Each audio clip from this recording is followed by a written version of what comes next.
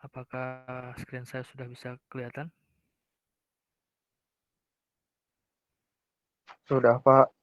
Udah, oke. Sudah, Pak. Sekarang ini ya. Nah, ini materi kita hari ini adalah analisis struktur dengan metode sambungan. Ini langsung judulnya metode sambungan. Jadi materi kita adalah analisis struktur. Nah, struktur itu ada berapa pembagian ya. Kemudian cara cara menyelesaikannya juga ada beberapa cara gitu ya. Kita langsung aja ke struktur tentang trust, tapi nanti ada pembahasan dulu tentang struktur sedikit. Kemudian ada dua metode untuk menyelesaikannya. Salah satunya adalah metode sambungan yang jadi judul slide ini ya. Oke, saya perbesar dulu. Eh, Sumbernya adalah diambil dari seperti biasa dari Ferdian Pebir. Jadi saya fokus dari Ferdian Pebir, tapi kita tidak fokus ke pembahasan vektornya gitu ya. Kan kalau di kebanyakan pembahasan di sana menggunakan apa XYZ, IJK gitu ya. Kita pembahasannya nggak membahas IJK-nya. Nah, sekarang kita bahas dulu tentang analisis tentang strukturnya sendiri. Kemudian ada yang mau masuk dulu, saya keluar dulu sebentar. Saya masukkan dulu yang baru mencoba gabung. Kenapa ini nggak bisa keluar ya? Oke. Nah, ini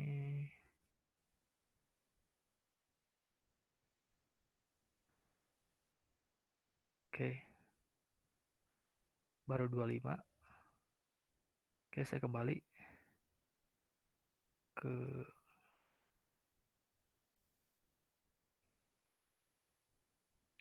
masih kelihatan ya layar layar saya di kegiatan Anda. Masih, Pak. Oke. Nah, ini jadi secara garis besar ini bahasa Inggris memang ya karena buku yang saya ambilnya dari buku bahasa Inggris. Ada pembagian ya struktur itu. Eh, Setidaknya ada tiga. Pertama trust disebutnya, kedua frame, ketiga mesin. Kalau secara detail Anda bisa baca sendiri ya. Saya menghindari membaca semuanya. Poin-poinnya aja.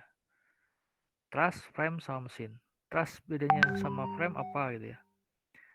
Nah, intinya struktur itu terdiri dari berapa batang. Contohnya ini ya. Nah, kalau kalau trust itu eh, batang-batang penyusunnya hanya mengalami dua gaya ya. Jadi kalau ada struktur, kemudian dia dikasih beban juga, tapi setiap batang itu hanya mengalami dua gaya, maka itu dikelompokkan sebagai truss gitu ya. Intinya itu, saya rangkum ya dari yang ini. Nah, kalau frame apa? Frame itu adalah struktur juga, tapi setidaknya ada salah satu batang yang mengalami lebih dari dua gaya gitu ya. Jadi kalau ada salah satu batang mengalami lebih dari dua gaya itu udah bukan truss lagi, tapi frame disebutnya. Pengelompokannya begitu ya. Nah, dari kedua ini dia punya truss dan frame ini dua-duanya dia statis, diam, gitu ya.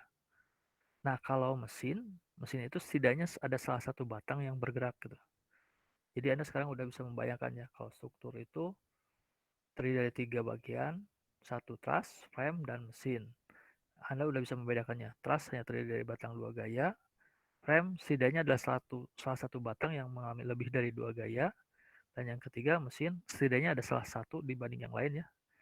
Ada salah satu bagian atau batang yang bergerak gitu ya. Oke, bisa dipahami ya pembagian pembagian penamaannya gimana cara penamaan suatu struktur itu ya. Oke, kita teruskan ya. Atau ada yang mau tanya dulu yang barusan ini. Kalau ada yang mau ditanya langsung diinterupsi aja ya. Anda langsung ngomong aja gitu ya. Kita teruskan. Nah, ini umumnya ini contoh dari struktur ya. Eh, ini termasuk struktur apa nih? Task frame atau apa gitu ya. Eh, tapi kita fokus ini kita definisikan langsung aja ini adalah trust. Dari judulnya pun udah trust ya. Oke, kenyataannya ini ada berapa batang ya?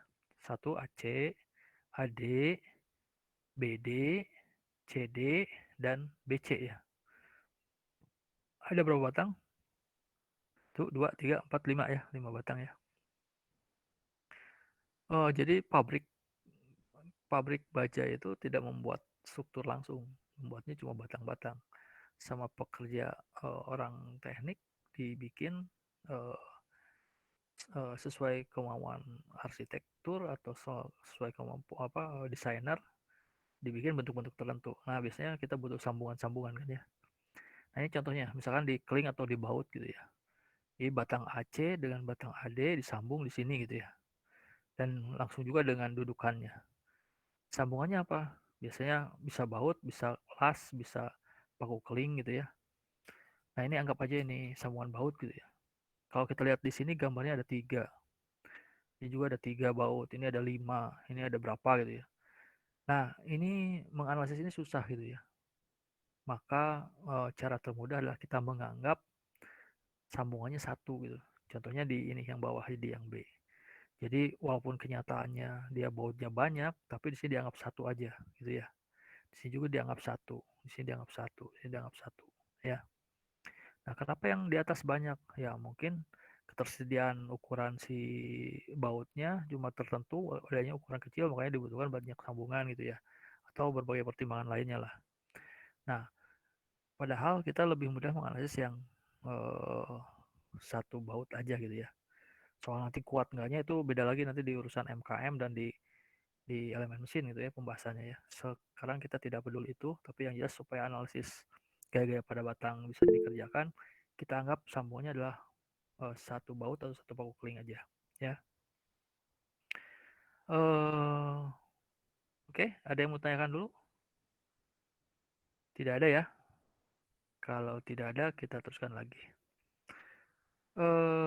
Jadi penyederhanaan dari sambungan yang banyak dianggap satu satu satu ya. Pertanyaan berikutnya adalah apakah ini tas? Benar nggak tas? Tadi kan saya mendefinisikan tas itu adalah batang dengan 2 gaya. Apakah benar ini 2 gaya? Coba kita cek di sini. Apakah di batang ini hanya ada 2 gaya? Jawabannya iya. Kenapa? Karena di tengah-tengah sini tidak ada gaya nih. Dianggapnya tidak ada gaya. Yang ada cuma di sini, di C dan di A saja. Bahwa kalau di sini ada 2 gaya, satu ke sini, satu ke sini, itu kan bisa dijumlahkan ya, jadi satu buah gaya tunggal gitu ya. Jadi intinya tetap aja di C-nya dihitungnya satu, di A-nya dihitungnya satu juga gitu ya. Kebayang ya. Jadi sekali lagi kita fokus ada 2 gaya di A dan di C, maka ini dianggapnya batang dengan 2 gaya. Ini pun sama, batang BC tidak ada gaya di daerah tengah sini, maka dia cuma ada di ujung-ujungnya, maka batangnya 2 gaya juga. Sini batang 2 gaya, sini batang 2 gaya, di sini batang 2 gaya. Maka ini disebut truss gitu ya. Jadi alasannya dikasih nama truss karena di struktur ini masing-masing batang mengalami 2 gaya. Bisa dipahami ya? Oke. Kalau nggak ngerti, langsung interupsi. Saya akan menganggap Anda eh, apa eh, paham ya kalau Anda nggak nanya-nanya. Kita teruskan. Nah, ini contoh pemakaiannya struktur ya. Ini landasannya struktur, berupa struktur, ini juga landasannya struktur gitu ya. Kenapa tidak dibuat yang ini aja nih, yang horizontal ini aja? Kenapa harus ada tambahan yang begini? Ya ini untuk memperkuat ya. Kenapa bisa memperkuat?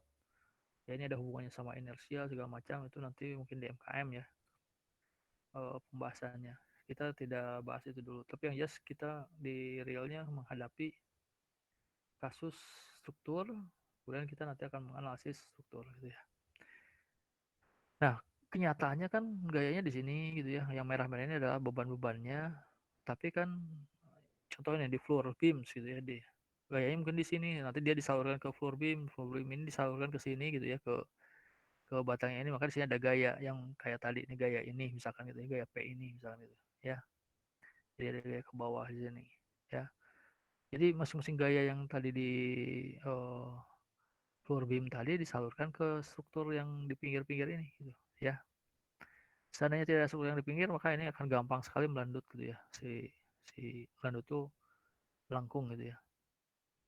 Makanya dibuatlah kayak gini supaya lebih kaku ya. Nah, tadi karena ini dihubungannya seperti ini, batang-batang ini yang mengalami dua gaya, ya berarti ini adalah dianggapnya trust gitu ya. Ya, kalau yang ininya, yang tengahnya, kalau ada batang di tengah-tengah, ada gaya beban di tengah-tengah, ya ini bukan trust kalau yang tengah-tengahnya ini ya. Oke. Nah, sekarang kita fokus ke batang dua gaya. Apa sih istimewanya batang dua gaya? Batang dua gaya itu cuma dua kemungkinan ya. Jadi kalau kita menghadapi batang dua gaya, struktur dengan batang dua gaya dan batang itu setimbang, maka cuma ada dua pilihan. Satu, batang itu keadaannya tarik, satu gaya ke kanan atas, satu gaya ke kiri bawah gitu ya. Atau yang ininya yang ke kiri bawah, ini yang ke kanan atas gitu. Jadi cuma dua kasus kemungkinannya. Satu ini kondisinya tarik, satu ini kondisinya tekan. Mungkin nggak batang itu setimbang, batang dua gaya setimbang, tapi gayanya nggak gini gitu. Ini kan gayanya disebutnya berimpit dengan gaya apa? Dengan sumbu memanjang batang gitu kan ya. Kan sumbu memanjang tuh ini, sumbu memanjang tuh ini. Nah, ini ada gaya juga yang arahnya sama dengan sumbunya, gitu ya. Nah, mungkin nggak kalau nggak searah dengan sumbunya, misalkan gayanya ke sebelah sini, dilawan dengan gaya ke sebelah sini misalnya nih. Atau gini deh, ini vertikal ke atas 10, persis ke atas 10. Ini ke bawah 10 juga gitu. Apakah seimbang? Kan itu seimbang juga. Jawabannya adalah ya itu seimbang kalau dilihat dari arah gerakan translasi. Tapi kalau dilihat dari rotasi, ya ada gaya ke atas vertikal, ada ke bawah vertikal juga ke bawah, maka dia akan membuat berotasi, ada momen kan ya, ada kopal gitu ya. Dan berotasinya cewek, kalau tadi ini ke atas, ini ke bawah. Kalau yang di sini ke bawah, yang ke atas ya berarti jadi bakal cewek gitu putarannya. Ya, jadi sekali lagi nggak mungkin batang itu setimbang kalau gayanya nggak begini atau begini gitu ya. Cuma dua ini pilihannya. Ya.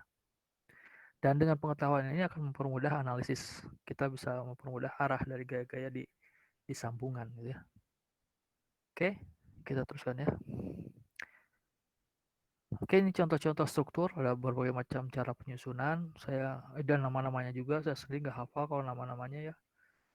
Yang jelas kalau anda dikasih ini bisa ngerjain, dikasih ini bisa ngerjain, dikasih ini bisa ngerjain gitu aja. Apa yang dikerjain?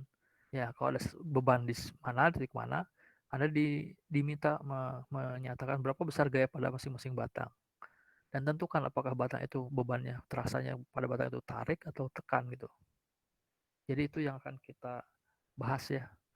Jadi kalau Anda dikasih struktur, ada bebannya, dikasih tahu bebannya di mana, ukuran dimensi struktur itu diketahui, tentukanlah gaya pada masing-masing batang gitu. Ya, idenya kita akan mengerjakan itu. Oke, saya nggak hafal, saya contoh yang jelek ya karena nggak hafal nama-namanya, tapi saya bisa mengerjakan ini semua gitu kalau ada bebannya. Kalau saya dikasih soal ini saya bisa, saya ini bisa. Saya harap Anda juga begitu. Ya, kita teruskan. Yes. Simple trust. Ya. Oke, seandainya ada 4 batang disusun kayak gini. Nah, ini adalah contoh yang jelek ya. Kenapa? Ini tumpuan ya, ada beban di sini. Maka dia akan berefek menjadi begini nih, jadi yang putus-putus ini. Jadi struktur yang begini itu struktur yang tidak kaku ya. Jadi kalau ada 4 buah batang disambung ujung-ujungnya, maka itu bukan struktur yang kaku. Yang terbaik adalah struktur segitiga ya. Contohnya begini. Kalau ini kaku nih. Terus bagaimana kalau ingin bentuknya segi 4 tapi pengen kaku? Ya tambahin aja yang melintang di sini satu gitu ya. Contohnya ini ada 1, 2, 3, 4. Supaya kaku, kasihlah BC gitu ya, batang BC itu. Maka dia akan jadi kaku. Itulah alasannya kenapa kalau Anda lihat tower gitu ya, selalu ada yang batang-batang diagonal kan ya. Itu untuk membuat si struktur jadi kaku. Ini kalau kita lihat EBDE itu adalah struktur segitiga. Kalau saya tambahin 2 batang, ini segitiga juga kan, kaku juga nih. Tambahin 2 batang lagi, kaku juga. Tambahin 2 batang lagi, kaku juga. Tambahin 2 batang lagi, kaku juga. Walaupun keseluruhan akhirnya kelihatannya luarnya persegi 4 ya. Tapi karena butuh yang begini-begininya untuk memperkuatnya supaya dia kaku. Ya, jadi kalau kita lihat ini ya, kalau lihat ini 1, 2, 3, 4 seolah ini persegi 4 gitu ya. Tapi jangan lupa yang ini yang 2 ini udah dibikin kaku gitu ya. Karena struktur ini segitiga semua ya. Oke, jadi Anda harus bisa membayangkan bagaimana struktur yang kaku, mana yang enggak dengan pemahaman tadi ini. Sederhana kan? Kalau segi 4 dia tidak kaku, yang segitiga kaku ya. Penambahan lagi boleh, tambahin 2, 2, 2 sehingga segitiga, segitiga, segitiga dan seterusnya. Oke, kita teruskan. Tujuan masing struktur tas yaitu untuk mengetahui besar gaya yang dialami masing-masing batang yang menyusun sebuah struktur. Kemudian untuk mengetahui kondisi masing-masing batang apakah dalam keadaan tarik atau tensil ya bahasa Inggrisnya, atau dalam keadaan tekan atau kompres bahasa Inggrisnya. Ya, bisa dipahami. Jadi sekali lagi, tujuan kita cuma ini, pembahasan tentang struktur itu, nyari gaya pada masing-masing batang dan kondisinya.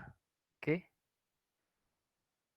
ada yang mau tanya? Silakan diajukan aja pertanyaannya kalau kalau Anda bingung. Jangan sampai bingungnya di ujian ya.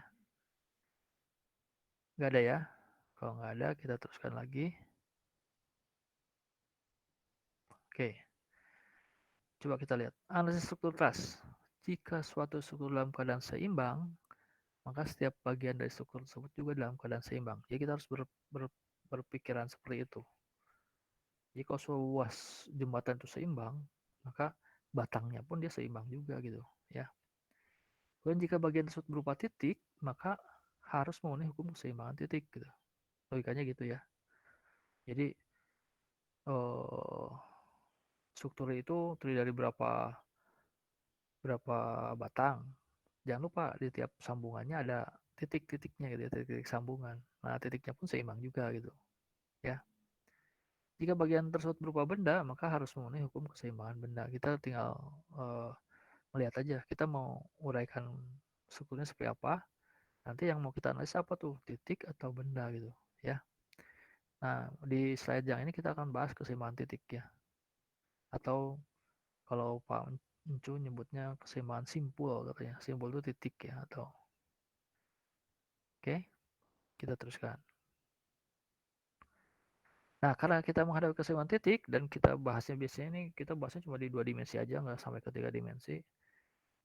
Maka kalau bidangnya adalah bidang X ya tinggal memenuhi yang ini aja sigma epsilon 0, sigma epsilon 0. Jadi ini sebenarnya dasar ya. Kemarin kita udah bahas kan soal UTS pun ada yang tentang ini kan ya. Kalau kita menghadapi titik ada gaya-gaya, kemudian dia ada pada bidang XY, maka syarat seimbangnya adalah sigma epsilon 0 dan sigma FY sama dengan 0. Cuma ini aja ya. Itu kalau Anda mau menyelesaikannya secara analitis ya atau dengan hitungan. Tapi kalau Anda mau menghitungnya secara grafis, maka Anda bisa menyelesaikannya dengan cara menggambar gaya-gayanya. Dan semua gaya itu kalau digambar, kalau seimbang itu harus kembali ke semula. Ya. Mungkin untuk Anda yang baru tingkat 2 ya, baru semester 3, mungkin Anda belum bisa membayangkan ini maksudnya apa. Tapi kalau Anda yang udah sambil kinematika, belajar tentang vektor gitu ya, Anda bisa membayangkan ini ya. Oke, kita teruskan. Nah, ini adalah analisis struktur tas dengan metode sambungan atau pin ya, atau simpul ya.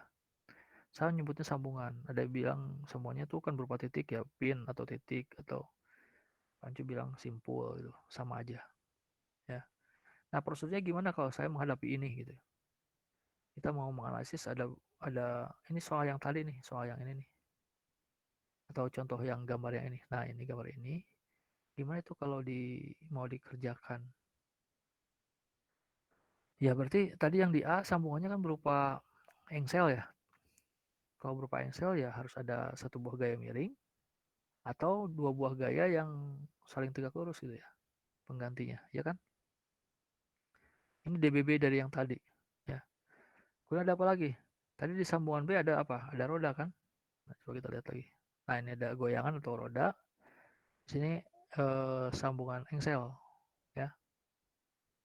Kalau goyangan atau roda kan reaksinya cuma satu ya, yaitu dia tidak bisa B itu tidak bisa menembus ke bawah ya. maka ada reaksi ke atas. Kiri kanan dia bisa diizinkan gerakan kiri kanan, makanya tidak ada reaksi dalam arah kiri kanan. Dan jangan lupa gaya eksternalnya, ini misalkan gaya eksternalnya ada di sini P, itu digambar juga. Ini sekali lagi dalam bentuk struktur ya, DBB dalam bentuk struktur. Tapi karena kita akan mengaitkan dengan metode sambungan atau titik atau simpul atau pin, maka kita harus uraikan ini jadi berapa bagian. Diuraikannya jadi seperti yang di bawah ini. Ya. Apa yang Anda lihat? AC ini batang AC. CD ini batang CD. BC ini batang BC dan seterusnya.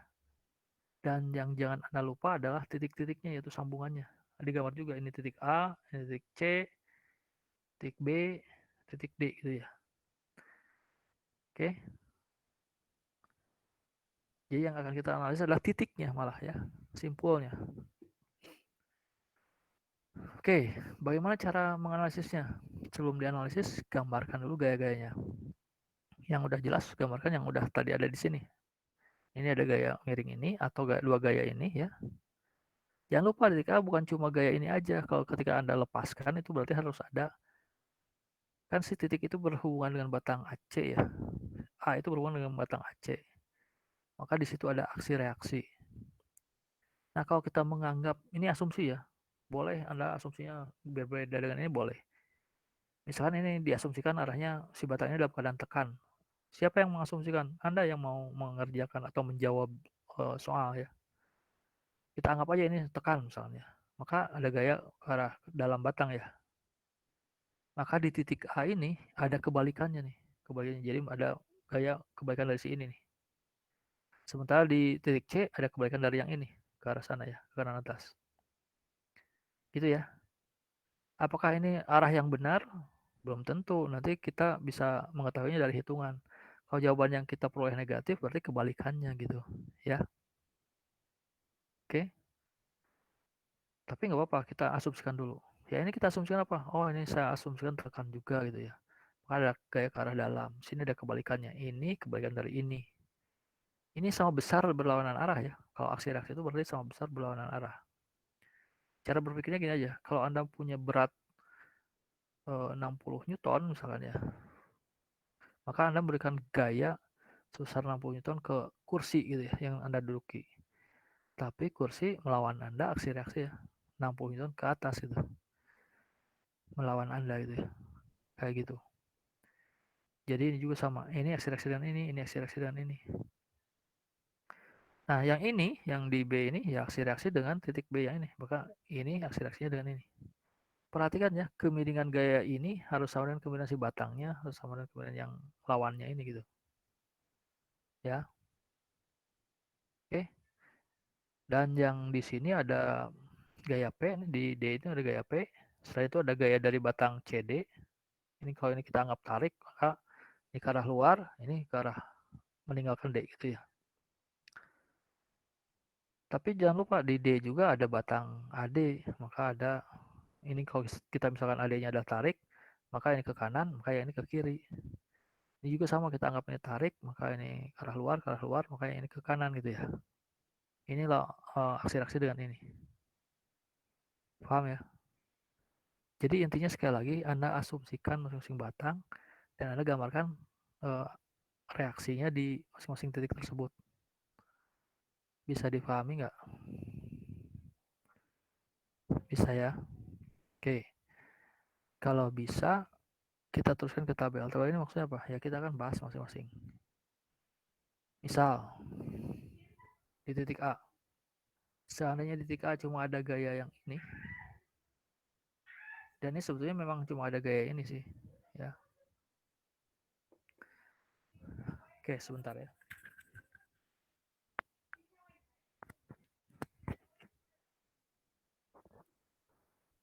Dot, saya lagi Vicon.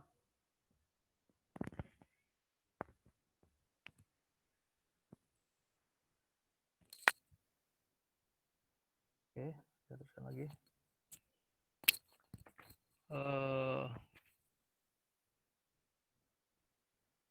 Maka kalau kita menghadapi sebuah titik dengan 3 buah gaya, misalnya ini diketahui nih, ya ini cuma tahu arahnya, kan kita tahu ya ini arah arah ini kan sama dengan kemiringan ini ya.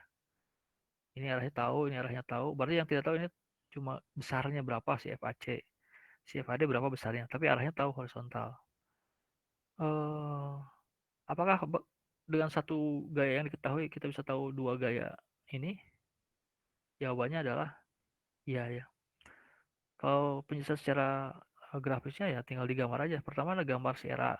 Ini kok jadi lebih panjang ya eranya. Nah ini diskalakan ya. Diskalakan. Kemudian ingat dua gaya tadi. Kan tadi saya bilang syaratnya kalau menggambar secara grafis harus kembali ke semula. Nah kalau saya gambar RA di sini. Ini awalnya dari titik awal dari si penggambaran era kan. Kita sebut saja ini OF. Yaitu origin dari force. Gambar Anda pertama Anda membuat vektor gaya gitu ya. Ini besarnya panjangnya. Ini ujung dari si era. Di ujung era kemudian ada gambar garis bantu FAC. Ini kemiringan ini sama dengan kemiringan ini. Garis. Kita nggak tahu ujungnya sebetulnya. Nah, gaya yang terakhir ini yang horizontal itu harus kembali ke titik ini. Walaupun kita nggak tahu besarnya berapa. Tarik aja garis. Maka Anda lihat apa? Garis ini sama garis ini tadi berpotongan di sini.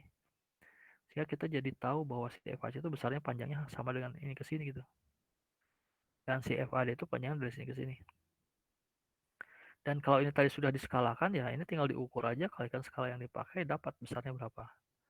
Ini juga dapat besarnya berapa. Ya, itu kalau 3 buah gaya. Kalau 4 buah gaya gimana? Ada 2 gaya ini.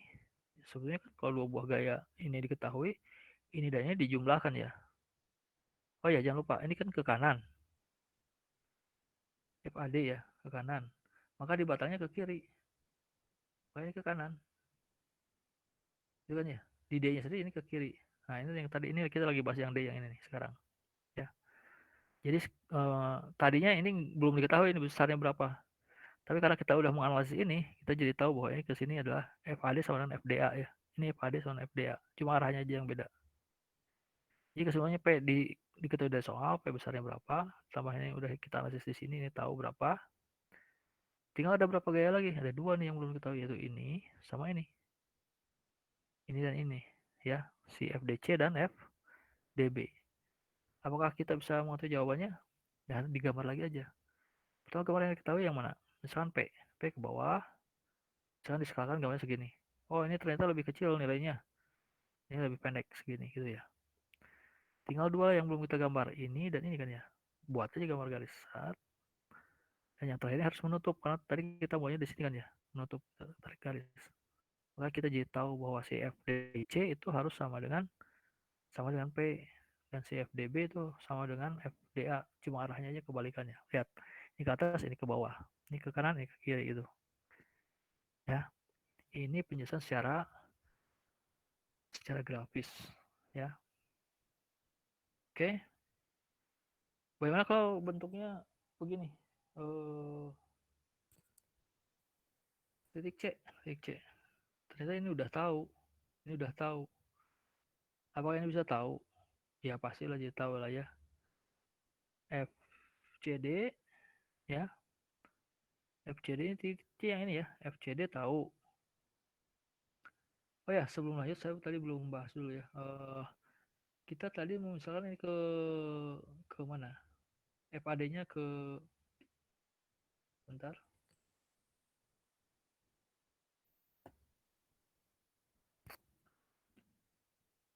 Si FAD-nya tadi kan kita misalkan di sini FAD-nya ke kanan ya. Oke, dan ketika digambar ya ini harus ke kanan itu. Ya, oke. Ya ini tadi kita tahu jadi apa FAC-nya ke kiri bawah, FCA kebalikannya. Ya, jadi ini ke atas ya. Tambah gaya ini aksi reaksi dengan yang di bawah tadi, ini ke bawah, jadi dijumlahin ini tambah ini. Maka yang terakhir ini FCB pasti ya ke arah sini kan ya. Biasanya berapa bisa dihitung. Nah, yang terakhir ini paling cuma ngecek aja, benar nggak dia akan jadi segitiga. Kenapa? Karena tiga tiga gaya ini udah tahu kan ya. Ini udah tahu, ini udah tahu. FBC tahu dari mana? Ya kebanyakan dari FCB gitu ya. Ya, sampai sini ada pertanyaan? Diinterupsi aja kalau nggak ngerti. Oke, kalau nggak ada pertanyaan kita teruskan. Nah, ini kalau ini secara hitungan. Contoh analisis tas dengan metode sambungan. Ini ada struktur. Ini lebih banyak nih strukturnya. Batangnya lebih banyak. Ukurannya ada. Gaya eksternalnya ada. Jadi yang dua merah ini ada gaya eksternal. Langkah pertama apa? Buat dulu DBB. Ini digambar ulang. Digambar ulang termasuk jarak-jaraknya. Ya. Si 2000-nya juga digambar, si 1000-nya juga digambar. Tapi ini tumpuan C dihilangkan, tumpuan E dihilangkan, maka digantilah dengan gaya pengganti, kayak atau disebutnya reaksi tumpuan ya. Karena di sini adalah engsel, maka kita udah belajar ya. Titik C ini kalau di engsel dia tidak bisa gerak ke atas bawah, tidak bisa gerak kiri kanan ya. Maka ada perwakilan atas bawah yaitu CY misalkan ke atas, ada perwakilan gerakan ke kanan kiri yaitu misalkan CX, misalkan ke kanan di gambarnya. Ya. Apakah udah pasti nih ke kanan nih pasti ke atas? Belum tahu. Lihat di hasil aja nanti ya. Tapi yang jelas kita tahu harus ada dua gaya reaksi tumpuan. Kemudian di E ini ada roda ya. Dia mirip engsel tapi ada rodanya ya. Berarti dia boleh kiri kanan dia. Yang dia tidak bisa ke bawah aja. Maka di sini ada gaya reaksi ke atas. Ini ini reaksi di E gitu maksudnya gitu ya. Reaksi tumpuan di E. Oke. Apakah kita bisa mendapatkan besar CX, CY, dan E? Ya bisa ya. Kita buat sigma momen terhadap C sama dengan 0. Kenapa kita pilih sigma momen terhadap C sama dengan 0? Supaya dua gaya ini tidak perlu kita masukkan dulu. Ya nggak? Kemudian kita juga mengasumsikan berlawanan arah jarum jam adalah positif. Ya, berlawanan arah jarum jam positif. Maka coba kita lihat satu-satu. Kita tulis 2000 kali 24 feet ya. 2000 pon kali 24 feet. Kenapa? Kalau 2000 kali 24 feet itu gaya kali jarak itu kan momen ya. Karena ini sigma momen memang ya. Jadi tiap sukunya itu harus berupa momen. 2000 kali 24. Kenapa 24? Karena si 2000 ini jaraknya ke C. Kita kan sigma momennya terhadap titik C. Ini ke C. Dan jaraknya jarak yang siku ya. Ini siku nih. Antara si gaya dengan si jarak ini siku. 24 ya. 2000 kali 24. Kemudian di depannya ini adalah positif ya. Nggak ada minusnya. Kenapa? Karena bayangkan gayanya di sini ke bawah, maka struktur ini kalau ini di engselnya di sini, maka struktur ini akan berotasi cewek sesuai dengan arah ini. Ini cewek. Di sini dipilih cewek positif, berarti di sininya positif depannya gitu. Ya. Kemudian sini yang 1000. 1000 kali jarak juga. Jaraknya sekarang bukan 24 lagi, tapi dari sini kan ke C kan ya. Ini jarak yang siku juga sama. Dari sini ke sini. 1000 kali 12. Dan dia efeknya cewek juga. Membuat struktur berotasi terhadap titik C berlawanan arah jarum jam. Nah, yang terakhir adalah E yang mau kita cari. E kan belum tahu lah ya itu memang mau kita cari kan ya. Tapi kita udah tahu bahwa arahnya ke atas gitu ya. Gaya E ini dikalikan jaraknya ke C itu 6 feet ya. Kan ini tengah-tengahnya nih. Ini 12 ini tengah-tengahnya. Kali 6 feet itu akan membuat rotasinya kemana? Dia berotasinya kebalikannya, cewek gitu. Makanya di sini munculin negatif ya. Min E kali 6. Dan itu karena harus sama dengan 0 ya, tulis sama dengan 0 gitu ya. Nah, yang mau kita cari adalah E-nya. Berarti kan ini pindah, soal ininya yang pindah ruas gitu ya. Jadi E sama dengan ini kali ini tambah ini kali ini, kemudian semuanya tadi dibagi dengan 6 gitu ya. Hasilnya adalah 10.000 pon. Dan tadi karena ini udah pindah ruas gitu ya, E-nya yang diperoleh adalah positif. Kesimpulan positif apa? Artinya kita tadi mengasumsikan E itu ke atas. Benar gitu.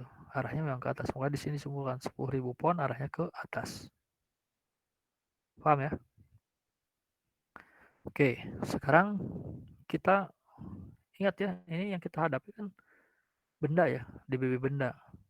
Berarti ada 3 persamaan kan, sigma moment salah satu titik sono, sigma gaya, dan sigma efek dan sigma fy. Nah ini udah kita pakai. Sekarang yang ini, Pak tadi katanya cuma sigma efek dan sigma fy saja. Belum ya, itu kita belum bahas yang titik-titik, kita baru bahas keseluruhan. Karena keseluruhannya berupa benda, ada di bidang, maka yang berlaku adalah keseimbangan benda pada bidang gitu ya. Dan syaratnya ada 3 ini kan ya, sigma moment, sigma efek, dan sigma fy gitu ya. Harus sama 0. Oke, ini udah dipakai sekarang ya nih. Sigma efek sama 0. Maka apa yang bisa kita tulis? Maksudnya sigma efek sama 0 itu apa? Jumlahkanlah gaya-gaya dalam arah X, dan yang ke kanan dianggap positif nih, di gambar ini dipilih ke kanan positif. Maka yang ada tulis apa? Cuma CX saja kan yang ada tulis di sini, nggak ada lagi gaya yang horizontal, nggak ada yang ke kiri, nggak ada yang ke kanan gitu ya. Ini cuma si CX sendiri. Dan itu harus sama dengan 0 ya, berarti langsung aja sama dengan 0 ya. Kesimpulannya apa?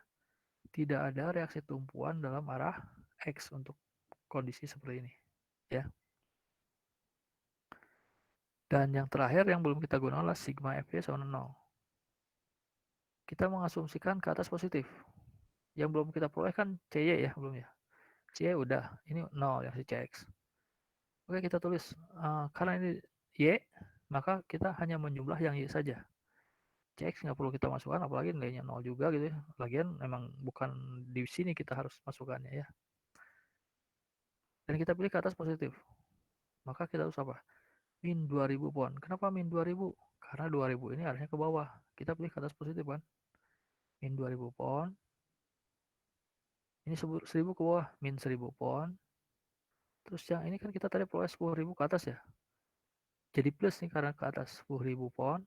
Dan satu lagi yang belum kita masukkan adalah ini. CY. Sama dengan 0. Ya. Sehingga di persamaan ini yang tidak diketahui cuma CY aja kan. Yang belum diketahui. Tinggal pindah-pindahin ruas saja. Ini pindah ruas kanan, ini pindah ruas kanan, ini pindah ruas kanan. Maka hasilnya adalah min 7.000 pon. Nah, min 7.000 pon itu artinya apa? Artinya 7.000 pon, tapi arahnya bukan seperti gambar ini ke atas, tapi ke bawah. Jadi kesimpulannya si C itu bukan ke atas, tapi ke bawah gitu. Makanya diperbaiki di sini gitu arahnya. Jadi ke bawah sini. Ya, silahkan ada pertanyaan. Jadi kalau Anda mendapat jawaban positif, berarti ini asumsi ke atas positif, maka ini tetap ke atas. Tapi kalau C kan dia dapatnya min 7.000, kesimpulannya ya 7.000 juga, tapi arahnya dibalik ke bawah gitu. Jadi ketika tadi Anda menggambar ini, Anda boleh sebarang dulu. Nanti ketahuan yang benarnya dari jawaban akhir Anda, positif atau negatif. Oke, silakan nanya dulu. Saya ngaso dulu sebentar. Kalau ada pertanyaan langsung ditanyakan. Masih dengan suara saya kan? Tolong, saya ingin dengar. Masih Pak. Oke, bagus. Tapi ngerti ya? Yang saya tanyakan ngerti?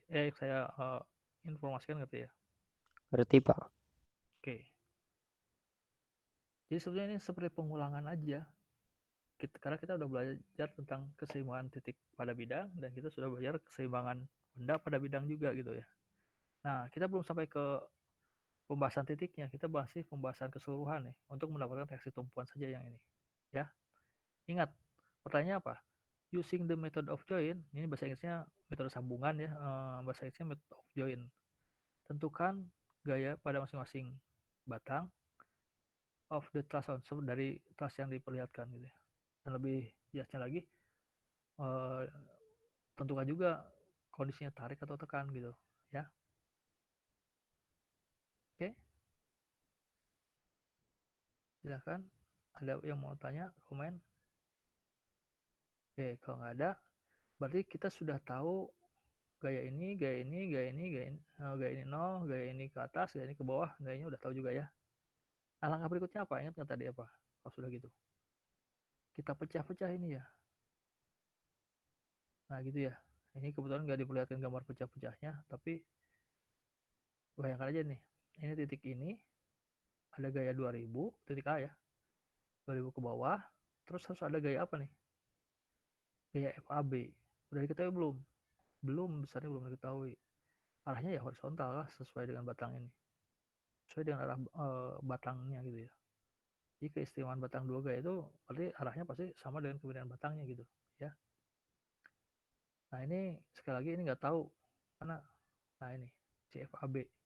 Pokoknya dia digambar putus-putus dulu. Terus ada gaya apa lagi? Ya ini ada gaya lagi di A ini yaitu batang yang miring ini yaitu AD. Berarti pasti ada gaya juga sih aksi reaksi antara titik dengan si batangnya. Namanya FAD gitu ya. Ya, ini FAD.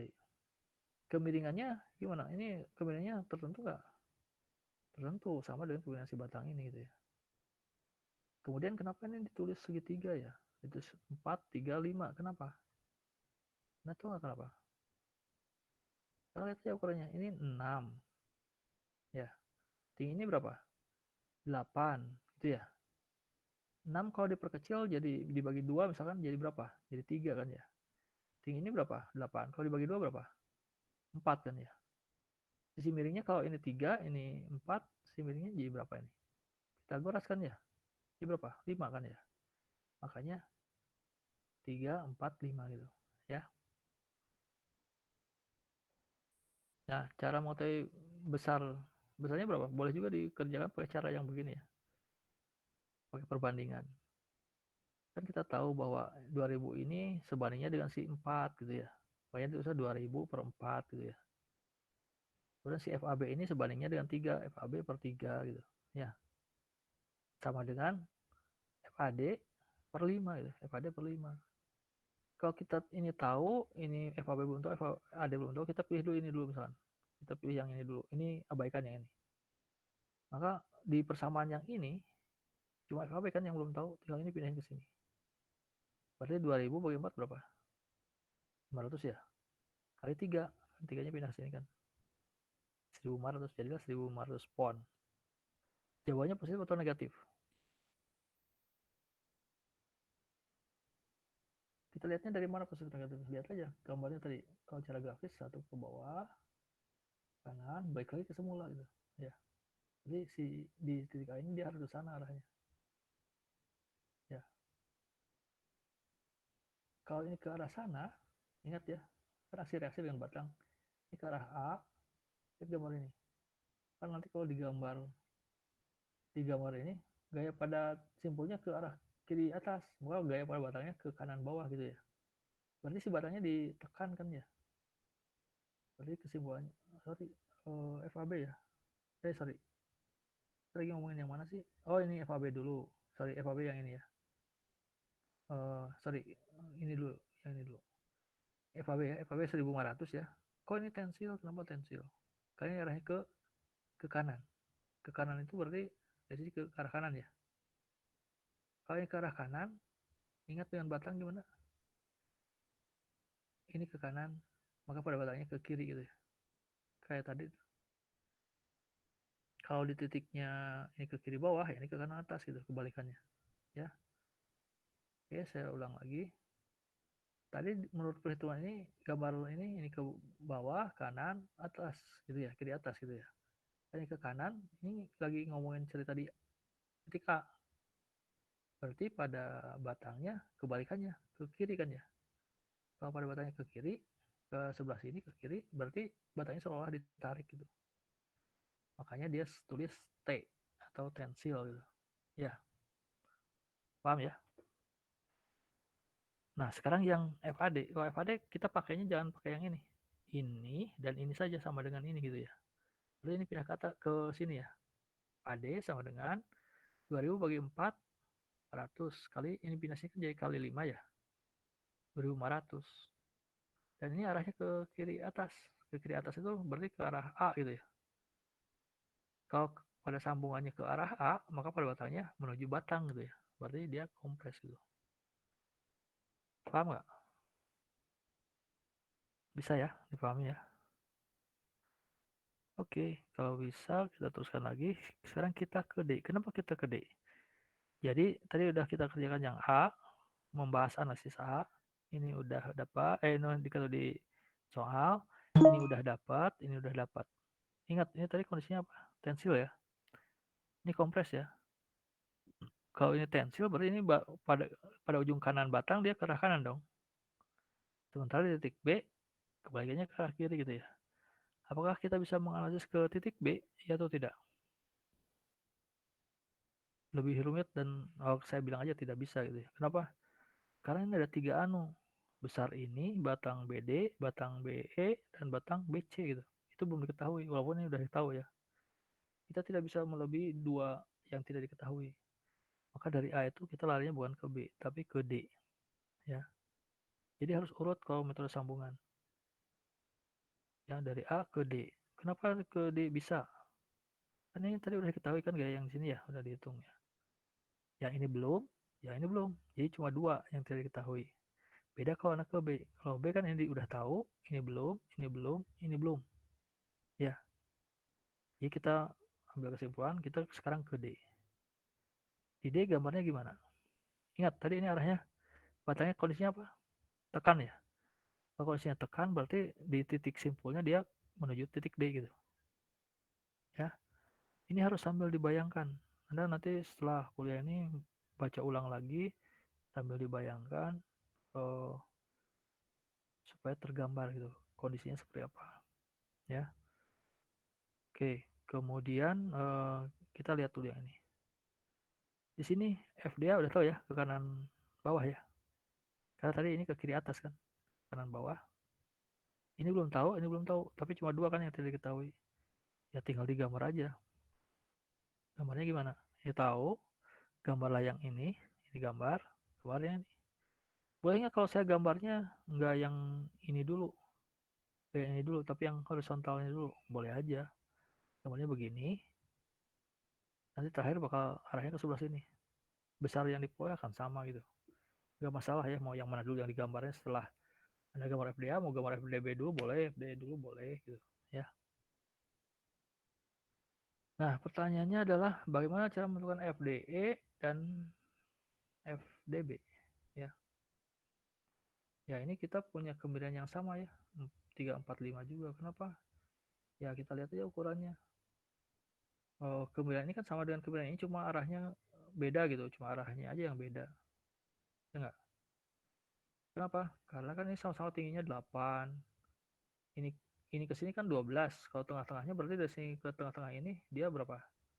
Kalau kita anggap ini segitiga nih, ini segitiga, segitiga siku. Ke tengah-tengah sini berarti 6 ya. 6, 8. Kalau disederhanakan ini 3, ini 4 gitu ya. Berarti yang miringnya tetap 5 gitu. Ya enggak? Perbandingan kemiringannya. Ya. Makanya boleh digambar 345, 345 gitu ya. Oke. Cara mendapatkan eh dari gambar ini kita langsung tahu ya bahwa FDB ini akan sama dengan FDA. Karena kemiringannya sama. Itu FDB sama FDA. Dan arahnya adalah kalau di gambar ini kan meninggalkan titik titik apa nih? Ini lupa titiknya nih. Titik D ya. Meninggalkan titik D. Kalau meninggalkan titik D pada simpulnya atau pada titiknya, maka pada batangnya dia menjauhi batang gitu. Betul nggak? Kalau menjauhi batang berarti kondisinya tarik gitu ya. Jadi tensil. Nah, bagaimana cara menentukan FDE? FDE itu sebetulnya adalah, bayangkan sama aja dengan si FDA diproyeksikan ini ke sini ya, ditambah FDB diproyeksikan ke sini, dari sini ke sini gitu.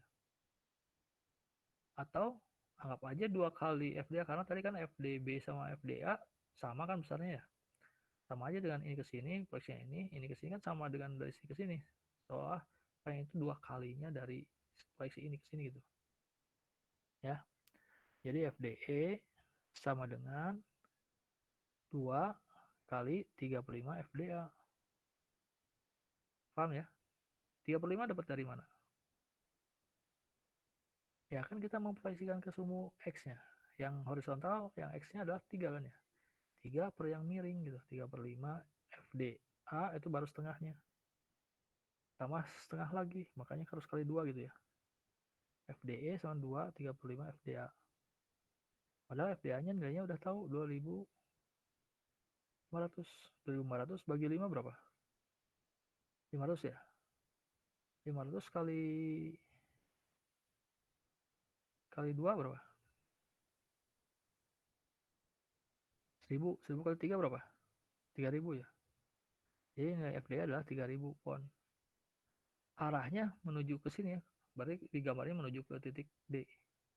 Kalau arahnya menuju titik D, menuju simpul, maka pada batangnya mendekati batang gitu berarti. Kalau mendekati batang berarti mendorong batang gitu ya. Berarti kompres.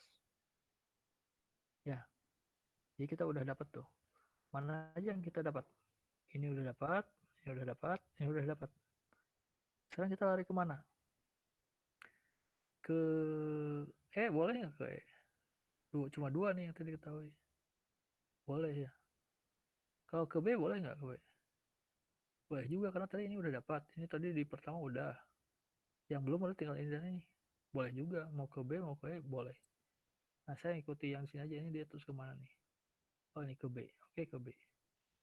Di B ini tahu ada gaya eksternal 1000. Ada tadi di FBA dia sebutnya FBA ya. Ada FBD. Tinggal dua lagi nih yang tidak diketahui. Ya ini nih. Ini sama ini. FBC sama FBE. FBC sama FBE. Ya. Ini kemudian juga sama. Kemudian ini kita hitung lagi. Apakah si FBE bakal sama dengan FBD? Ya atau tidak? Ya atau tidak?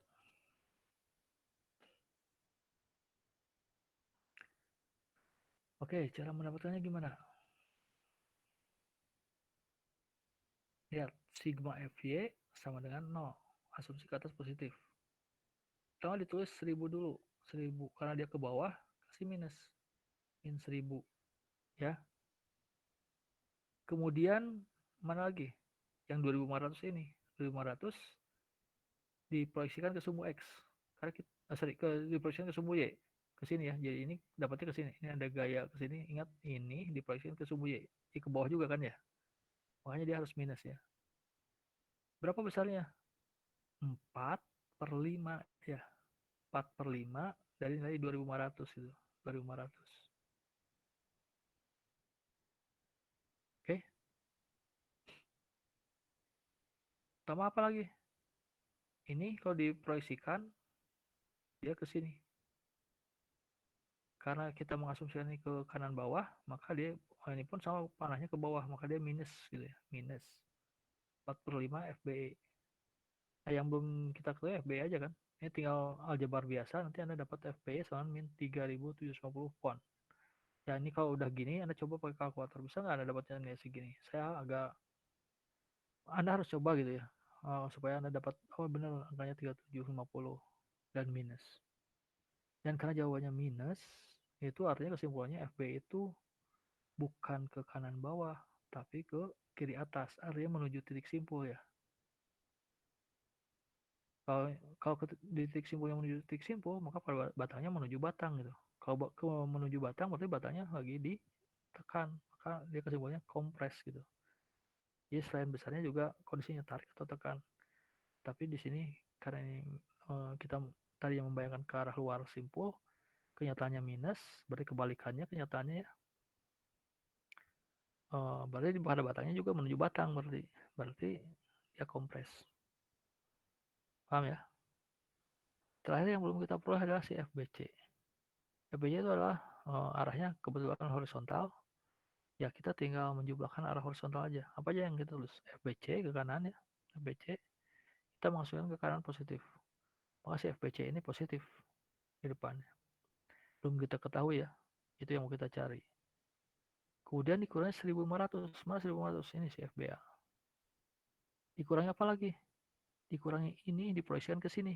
Ingat ya, ini miring, dia pasti punya proyeksi yang ke arah kiri kan ya. Proyeksinya adalah 3/5. Ingat, yang horizontalnya adalah 3 nih. 3/5 berarti ya. 3/5 2000 kali 2500. Minus ke arah kiri. Satunya lagi apa? Dikurangi atau ditambah ya? Sebetulnya kalau lihat gambarnya dia ditambah ya sebetulnya. Tapi kan tadi kita masukkan nilai yang ini minus ini gitu ya. Jadi 3/5 3750, ininya minus gitu. Kalau kita mau pakai gambar yang ini, harusnya ini adalah tambah karena proyeksinya ke kanan kan ya. Tapi nilai di sininya minus gitu, ngerti nggak? Ya akhirnya min kali plus jadi min gitu. Ya. Kemudian ya hasil akhirnya karena dalam satu baris ini cuma FPC yang nggak diketahui, kita bisa memperolehnya kan ya. Ini tinggal pindah-pindahin ruas saja ya. Dapatlah positif 5250 pound. Karena jawabannya positif, artinya ini arahnya benar meninggalkan B. Kalau pada simpulnya meninggalkan B, maka pada batangnya pun meninggalkan batang gitu. Kalau meninggalkan batang berarti dia menarik, berarti dia tensil. Oke ya. Jadi mana aja yang udah kita ketahui? Ini tahu, ini tahu, ini tahu, ini tahu, ini tahu, ini tahu. Tinggal ini dong. Bisa nggak kita peroleh yang ini? Kita harus kemana berarti? Kalau kita mau cari yang E, sebenarnya ke C bisa ya, ke E juga bisa. Kita lihat ini dia kemana? Dia ternyata ke E ya, dia pilihnya ke E. Cuma ini yang nggak diketahui. The unknown force FHA is assumed to act away from the joint. Summing X component we write. Jadi kita tinggal menunjukkan X saja. Misalnya ke salah satu sumbu aja, yang mana aja, mau ke X dulu atau ke Y dulu. Kalau kita kerjakan yang X dulu, kita akan dapat si FHC. Nanti yang Y-nya berarti cuma ngecek aja gitu. Kalau kita kerjakan yang Y dulu, kita dapat FHC juga sama. Nanti si sigma fx-nya akan kita pakai untuk ngecek aja sebetulnya. Ya, oke. Nah ini kita misalnya yang kita bahas yang ini aja. Kita pakai yang sigma fx dulu. Kanan positif. Maka yang kita gambar apa? Yang kita masukkan apa? Pertama ya ini, si FPD 3000 ini, 3000. Kemudian si FPC ini mana FPC? FPC-nya sendiri, ini kan gambarnya ke kanan atas ya, berarti kalau diproyeksikan ke kanan ya, ini positif ya. Tapi jangan lupa kali 35-nya, karena kan proyeksinya. 35, dia si yang horizontalnya kan 3. 35 FPC. Tambah 3000, 3000 yang ke kanan. Tambah ini juga yang miring nih, ini miring ini pun diproyeksikan, dia 3 per 5, dia 3750. 3 per 5, 3750 ya. Dan udah semua digambar, ini jangan udah dimasukkan, yang jangan dimasukkan karena dia vertikal. Ini kan sini kita lagi bahas yang horizontal, yang X ya. Ya berarti kita tulis berapa? FIC sama dengan ini pindah ruas, ini kali dibalik 5 per 3 gitu, hasilnya adalah min 3750. Arti minus ini sekali lagi apa? Untuk menyatakan bahwa si FIC itu bukan ke kanan atas ya, tapi ke kiri bawah. Kalau yang ke kiri bawah artinya menuju ke E, berarti pada batangnya sendiri dia menuju batang gitu ya. Jadi kalau menuju simpul ya batang menuju batang gitu. Kalau menuju batang berarti batangnya lagi ditekan, maka dia kompres. Nah itu sebetulnya udah selesai ya. Kita nggak perlu lagi pengertian sigma FY kalau kita mau cari jawaban ini. Tapi kalau untuk ngecek boleh aja kita hitung sigma FY. Tapi kita nggak samakan dengan 0. Kalau tadi kan ini kita samakan dengan 0. Kalau ini kita cuma masukin aja. Dan nanti jawabannya harus 0 gitu loh maksudnya. Kalau jawabannya 0 berarti benar gitu. Ya. Oke, sigma FY. Asumsi ke atas positif ya. Oh, yang itu adalah 10.000 ke atas. Dikurang yang ini, proyeksi ini yang ke bawah yang 4 per 5 dari si 3750. Dikurang yang proyeksi ini juga, ini kan akhirnya jadi ke bawah ya. 8.750 kali 4 per 5. Hasilnya adalah 10.000 min 3.000 min 7.000, hasilnya adalah 0. Kalau 0 berarti, oh ya benar dia seimbang juga arah Y gitu. Ya. Jadi dicek pun jawabannya iya sama. Oke, ada pertanyaan? Masih dengar suara saya? Halo?